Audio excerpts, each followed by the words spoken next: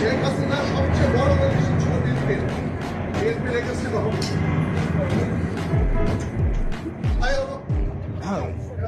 চাঁদাবাজ এর বিরুদ্ধে সবসময় আমাদের কথা বলতে হবে। যারা চাঁদাবাজ, যারা মামলাবাজ, যতই বিশেষ করে এটা তো শালীনতা হইল না। আমরা তো আপনাদের কাছ থেকে শালীনতা, ভদ্রতা, একজন কথা বললে আরেকজন কথা বলতে হয় না, এই ভদ্রতাটাই আপনারা শিখেন।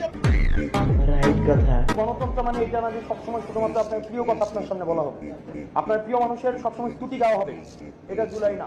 আসলে আমাদের এই বসে আসা কথা বলতে হয়, আমার লজ্জা লাগে আসলে। মানে আমাদের বাপদাদারা বলতো না, তোর ঘরে আমি হয়েছি, আমার ঘরে তুই হয়েছি।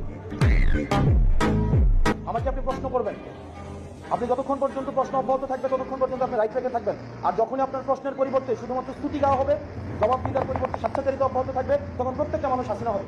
হাসিনা তো ব্যক্তি না, হাসিনা একটা আইডিয়া। হাসিনা কি?